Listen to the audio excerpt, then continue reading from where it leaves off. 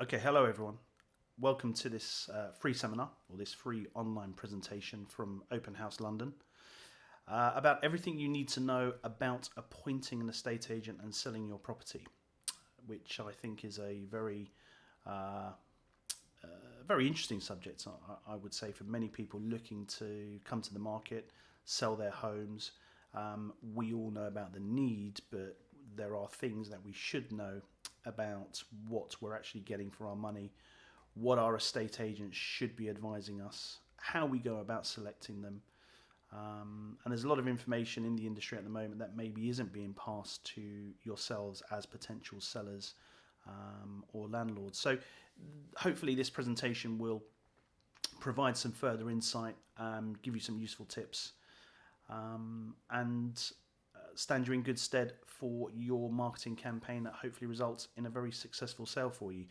Okay, so what makes me qualified to deliver this information? What makes me Johnny Know-It-All? My name is Nick Stiliani. I am a member of the National Association of Estate Agents by qualification, which means I actually had to study technical exams to get those initials after my name.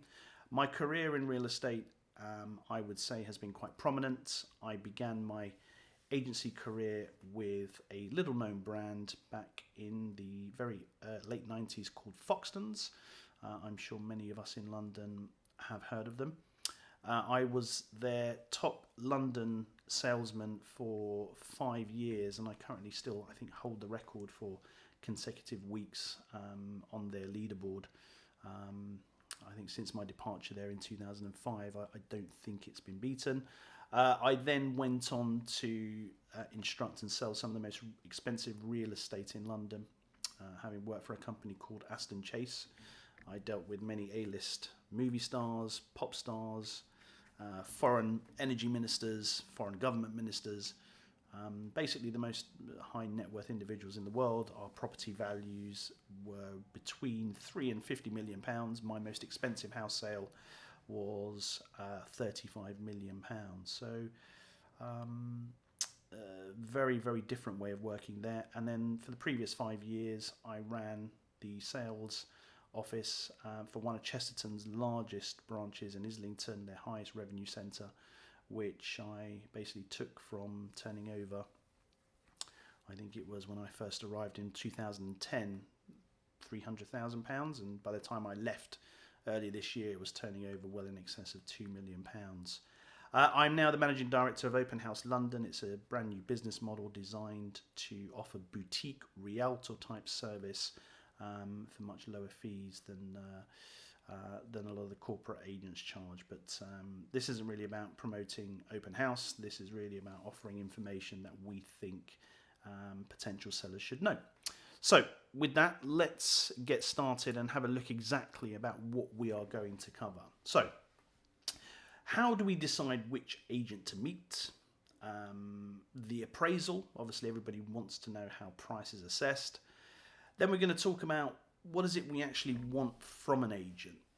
There are, apart from obviously, we want them to sell our house for the most money possible, but we also want an agent to offer other characteristics that we find important.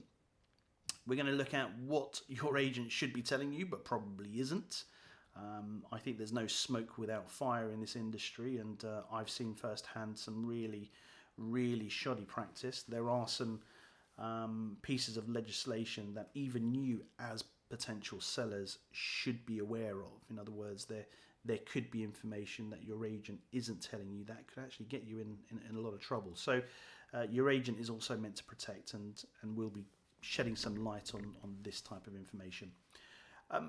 I'm sure everybody's aware of the rise of an online estate agent. We've seen obviously Sarah Beanie's company come to prominence, Tepilo, along with many other hybrids of online estate agents. So how do we decide whether an online agent is better for us or whether or not we stick to the conventional high street agents? We'll take a look at what the merits are of both. Being on the market, tips for sellers.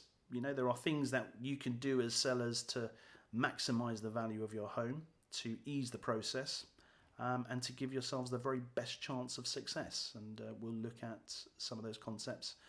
Negotiating and accepting offers, a very key aspect. What to do when the property isn't selling. So I know that's something that a lot of people don't like to hear, but the facts are there are a number of things that can be done when the property just isn't attracting the kind of interest that we hoped it would do. And of course, the legal minefields. Really, the whole legal process only begins from the point in which you actually accept an offer on your property, and obviously, we'll look at some of the milestones that you'll be expected to reach, and what you can do to ease that process. But in the main, this whole presentation is going to be concerned with, the how to instruct and the things that you should be looking for, and tips about your marketing campaign. So quite extensive. So how to decide which agent to meet? With so many agents offering so many services, how do we know where we should start? It can be a bit overwhelming and a bit confusing. So what do we do? What are the mediums that we should check? How do we go about even deciding which agent to pick up the phone to? So of course there's the internet. You could do a Google search for estate agents in your area. You could go on the internet portals like Rightmove and Zoopla. And obviously that should give you a good grounding as to where to get started. There's direct mail and canvassing. This is an estate agent's favourite. This is where you get a letter through your door or a leaflet through your door saying how fantastic the estate agent is, or they've just sold a similar house in your road. Or a direct mail is more a general kind of letter that estate agents tend to send out every so often, which basically gives you the same old humdrum message. We've got buyers looking in your area right now. Call us right now. And it's those mailers can be quite effective. There's hit rates can vary from company to company. My favourite, recommendation, word of mouth. I'm sure everybody agrees. If you've gone to eat at a fantastic restaurant, if you're going to sort of eat at a fantastic restaurant, you're more likely to go and eat there after a recommendation from someone you know. It's pretty much the same with all businesses, I would have thought. Recommendation, word of mouth are key.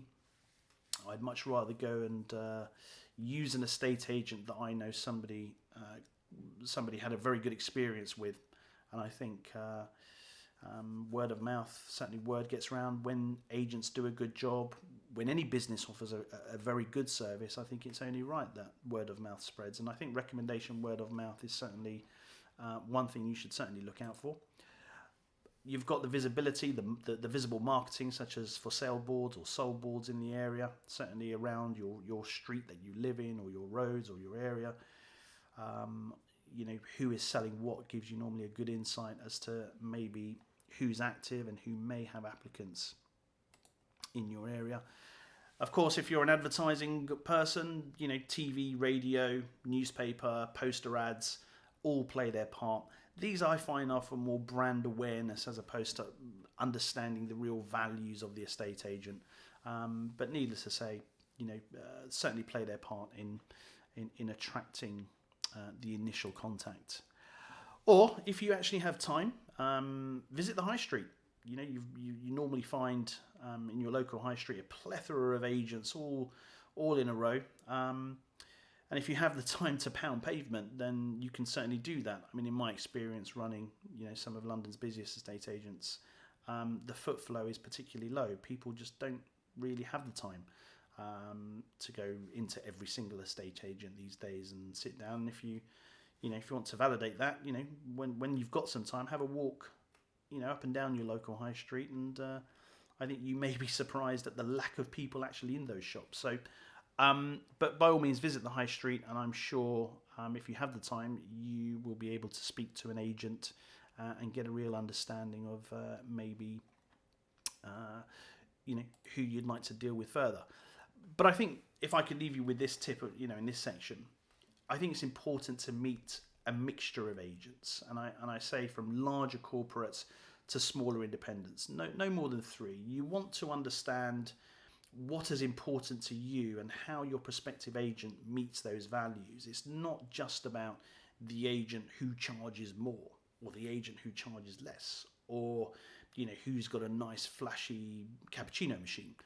It's about what's important to you. Is how does your agent understand what's driving this potential sale, and how you feel that agent dovetails with the values that you hold important. And I think when you sort of meet a myriad of profile of agents, you could speak to an online agent, you could speak to a smaller independent, you could speak to a large corporate. I think it would give you a really good representation as to what's going to be important to you. For me, there would be no point in speaking to both people like Foxtons, Savills, Knight Frank, Hamptons, if we were to look at some of Chestertons, some of the big London brands, because in the main they're all pretty much saying the same thing and charging the same thing, apart from Foxtons, of course, who charge a lot more than everybody else.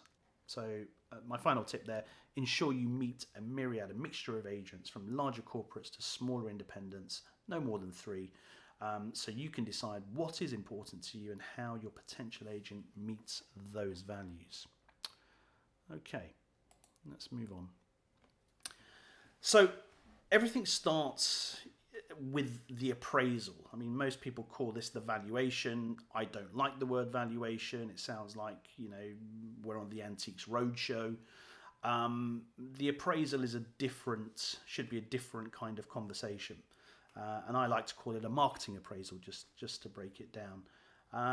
But the question we all want to know when an estate agent comes through the door, basically when we're embarking on this process, is how much is my property worth? And I will ask this question right now to the majority of people looking at this presentation. How much is your property worth? And in my seminars, I get all kinds of answers. I ask the audience and they tell me, £400,000, £500,000, 200,000, 3 million. And there's an opinion of value that instantly we as homeowners or property owners have a general understanding of. But the real answer is that all of those numbers are incorrect, because how much the property is worth is strictly governed by whatever the market is prepared to pay for it. So when I walk through the door of any potential appraisal, I am almost of no particular preset opinion as to what the property might be worth. The property is worth whatever the market is prepared to pay for it. And the job of a good estate agent is to facilitate a marketing campaign, or to facilitate and understand the price point that will enable that best price to be paid for it. And we'll look at a little bit more of these factors right now. So what are the factors in actually assessing price? So, we walk into a valuation, you've got your estate agent there. What we're really wanting to know from them is the price and what goes into that. I mean, some agents don't really think, but let's look at some of the factors in assessing price. For me, the first and foremost one is the expertise of the agent. You've got to be comfortable that your agent is au fait with the local area. I can tell you from experience that many of the larger corporate agents have very aggressive recruitment policies, which means their offices have very high rates of staff turnover due to corporate figures and targets not being met and the overhead associated with those particular positions. So in other words, you find that a lot of the corporate agents have an ever revolving door of people coming in and agents learning the job and also learning the area, because 9 times out of 10 these people aren't going to be bedded into the local area that you're actually looking to sell in. So you actually want somebody with good expertise of the actual local area. I'd want somebody of experience. If I was looking to buy or sell a Ferrari, I would want to speak to somebody who has experience of selling Ferraris and not Mini Coopers. So you've got to make sure that the expertise is relative to what your needs really are. And I think obviously the more, don't get me wrong, there are some pretty poor experienced agents out there. Experience doesn't always translate into expertise, and I think the two are very different things, but certainly you want expertise with the local area, who has experience, and who's also aware of the legislation. There are pieces of legislation associated with what estate agents can and can't do. And you should also have an agent that's savvy enough to understand latest pieces of legislation that may impact our marketplace. So certainly the expertise of the agent for me is probably the number one factor in assessing the price, because without that requisite expertise, then I can't be confident of the information I'm being told, and primarily that means price. Market conditions. For all the expertise in the world, the cleverest agent can't control or manipulate market conditions. So we've got to look at factors like the economic climate, interest rates, seasonality, peaks and troughs in terms of quiet periods versus busy periods.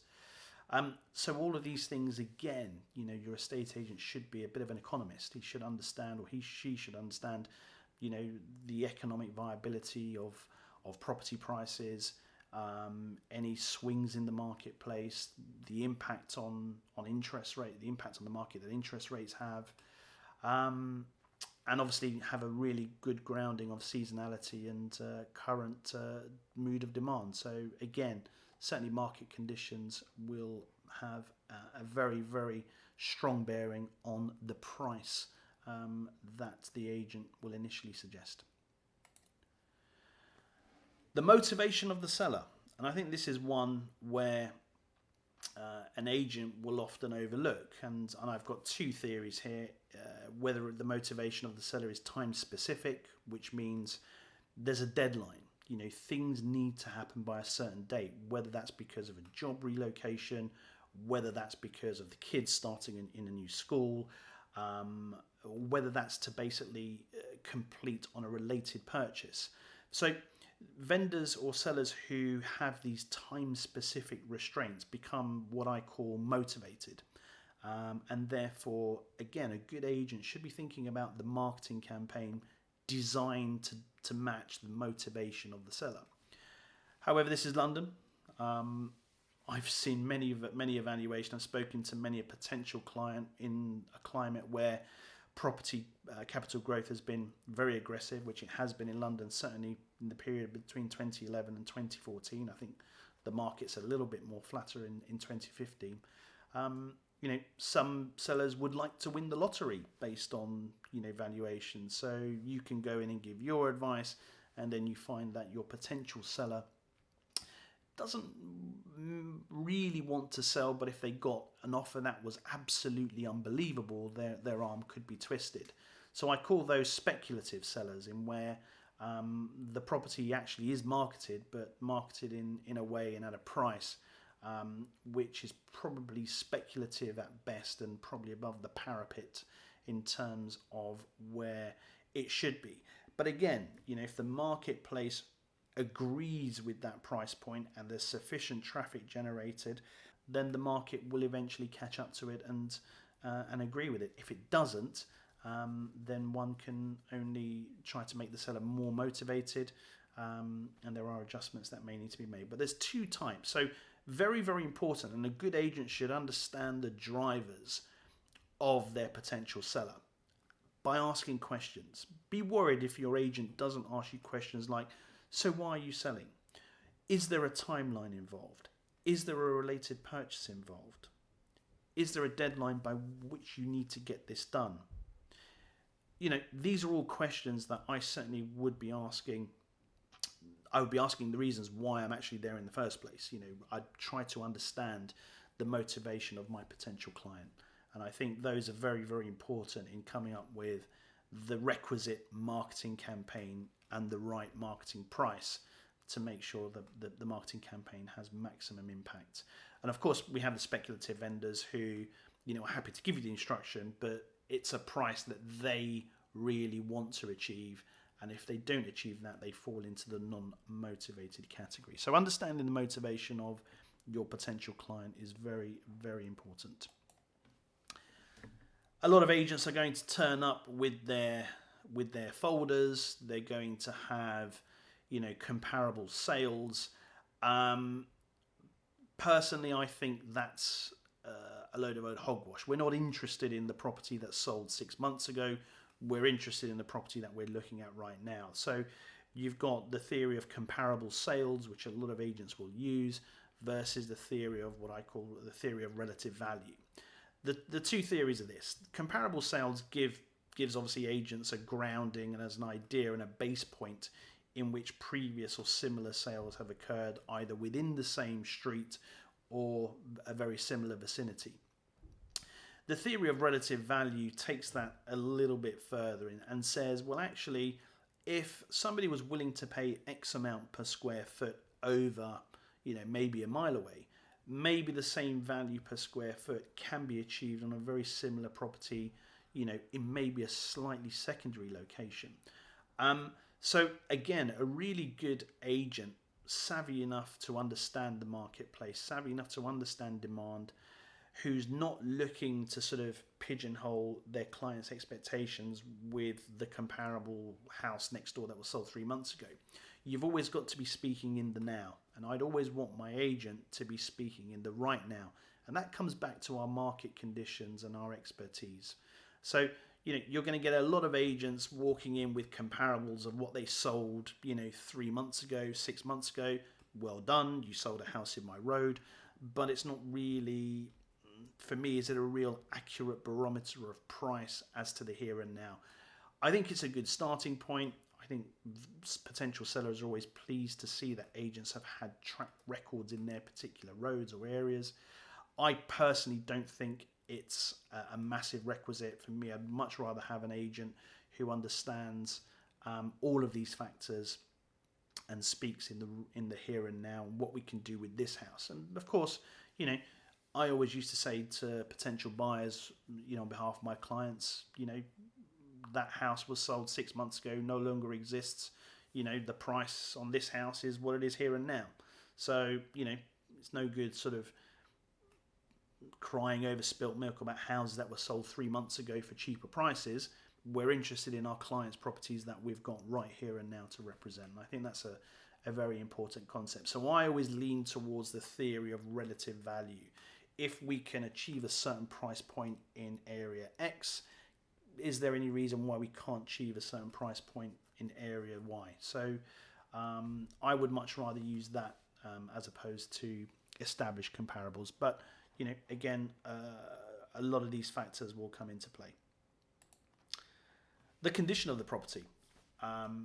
Again, understanding the marketplace, understanding maybe the level of initial investment that any proposed purchaser will need to make into the property is important. I think obviously you're going to clearly want to be very aggressive and premium with a potential seller that has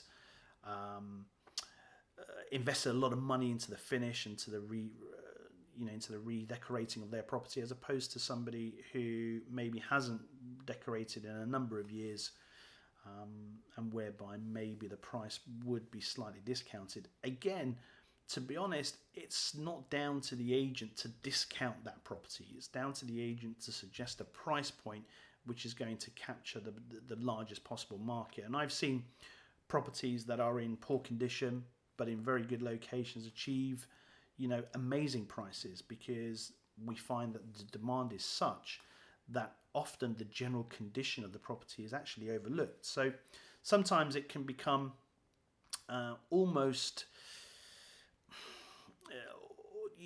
the difference can be negligible sometimes, but obviously we understand that a premium based product or a premium presented product such as a newly renovated house from a developer will always come with the expectation of a very aggressive price. And of course the potential to add value. And I think a lot of sellers would like to have the fact that they have planning permission for an additional mansard or a loft. And I think that can be what we call a value added benefit. I don't think it's difficult to sometimes add the benefit of that and pass that on to the seller without it actually being done.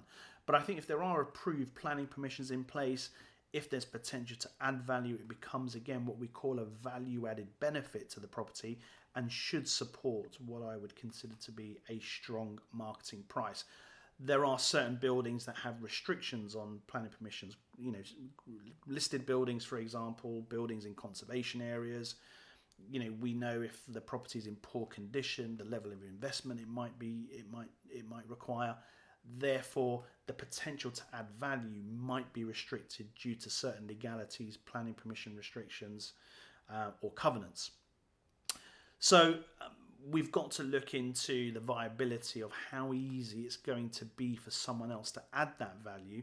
And of course, if a seller has approved planning permissions in place for certain schemes, then I think that does support an optimistic outlook in the success of the marketing campaign. So a recap there in terms of potential to add value, condition of the property plays its part, comparable sales will give you a grounding as to where it should be as a minimum, but I prefer to look at a more general theme of what's being sold around the area, which I call the theory of relative value. I think the motivation of the seller is key. You want an agent to understand your drivers. Why are they there? What is it you're looking to achieve? And I think you've got to have an agent that really understands those drivers and those needs. And of course, the expertise of the agent. Going back to my Ferrari analogy, if I want to sell my Ferrari, I don't have a Ferrari, by the way. If I wanted to sell my Ferrari, I want to deal with somebody that's used to selling Ferraris. I don't really want, somebody who's just on the up, who's on their way working through, the mini garage and hopes to one day sell a Ferrari. And I know that might seem a little bit elitist, but I'm looking to lock in a lot of expertise here. This is a big asset that we're selling a lot of the time, and your agent must be reflective of that. And of course, legislation and local area knowledge, school catchment areas, etc., are very, very crucial when it comes to representing you as an agent. So I hope that's proved helpful. Those are the kind of factors in assessing price that your agent should be looking at, or that you should be looking for in your agent. You should be looking for them to cover their expertise of the local area. Don't be afraid to ask questions. Don't be afraid to ask questions about new pieces of legislation. Don't be afraid to ask, how long have you been an estate agent, or how long have you been with this particular office? What is your experience? What do you know about the economic climate at the moment? What are your thoughts about the marketplace? What do you think we can achieve here on a price per square foot, and why? Do you think there's potential here to add value? Those are all questions I'd expect my potential client to be asking me on any initial appraisal. So we've got our agent through the door. We've selected through the various mediums which agent to choose. We're now in dialogue with the agent who's, hopefully asking a lot of relevant questions. Hopefully you're asking a lot of relevant questions so that you can both come up with a price or a figure that sounds, that has justification.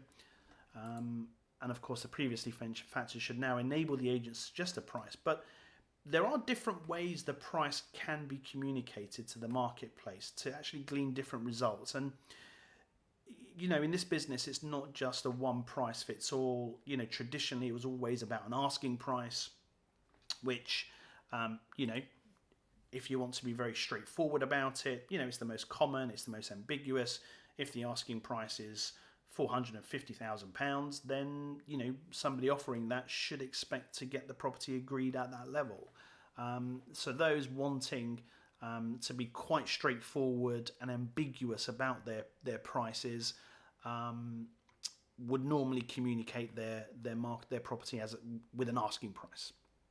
But it's not the only way we can do it. And if we look at this other option, there's the guide price. So in a marketplace, certainly in my experience in London, the market can sometimes take the property wherever it needs to go. And I always liked the guide price communication because it almost suggested a minimum price as to where we'd expect the market to perform.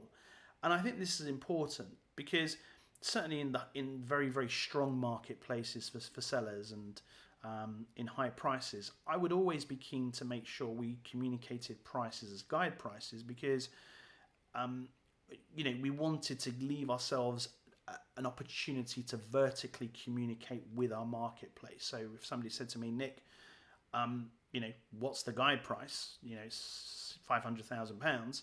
I would say, well, it's probably the minimum where we expect the market to perform.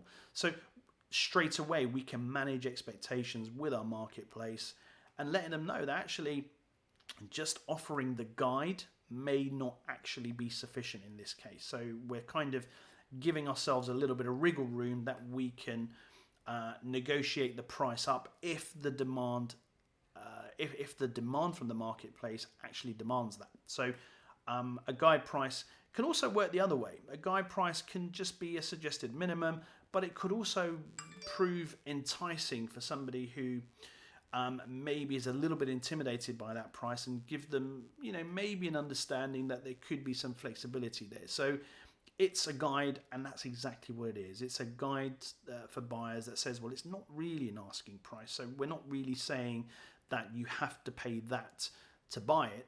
It could actually be under, it could actually be over. And guide prices are always a good way to gauge interest, and to understand and to basically take the dialogue in a new direction. So for example, if I have 3 buyers all willing to pay the guide price, I know that property is going to fetch more money.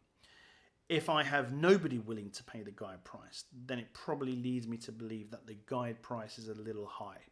So it just gives us information and opportunity to either, what I call, like I say, vertically interact with our marketplace to say, to sort of make dialogue easier for us to engineer higher bids, higher offers, or where we can entice offers that might be acceptable that are just underneath the guide price. So that's, for me, always a good way to communicate property in busy marketplaces. Offers in excess of. This is quite technical, because the offers in excess of price is very clear. We may have a client who says, no, I want my property on the market, let's say at £1 million. Or I want more than £1 million for it. But yet, as an agent, it's your job to know that maybe anything over £1 million depletes our online traffic. So for example, we lose visibility from online portals such as Rightmove and Zoopla. And I think that's a mistake, especially in a big London-wide market where, as I mentioned earlier, people don't really have time to go out and hit pavements and walk into shops and register their details, and the agent writes them down the system and puts, those days are kind of gone. So, when we communicate a price that's almost too high, then we run the risk of ostracizing our marketplace. And we'll show an example of this in a second. But the offers in excess of price is very clear. It means that we're looking definitely as, let's say, the £1 million as a baseline. We expect offers in excess of. So it might be a way where, from a price point of view, we can capture relevant traffic, but we are really making it clear to that marketplace that £1 million is not going to be enough. We're actually going to be asking for more. But from a marketing perspective, it serves its purpose by sitting where it needs to sit to get us the most visibility. And like I say, I'm going to talk a little bit more about this in a second. And this is information that a lot of agents, don't think about or won't be telling you.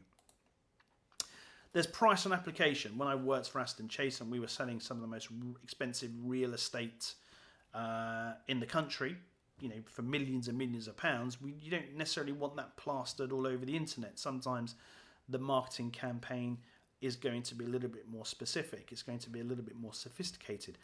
But the main reason is that, certainly with applicants who, and you'll normally find this POA listed on some of the high-end properties in London. And the reason is because obviously, we want to have instant dialogue with potential applicants at that level. We need to maybe explain a little bit more about the situation. We need to be a little bit more sophisticated about the house.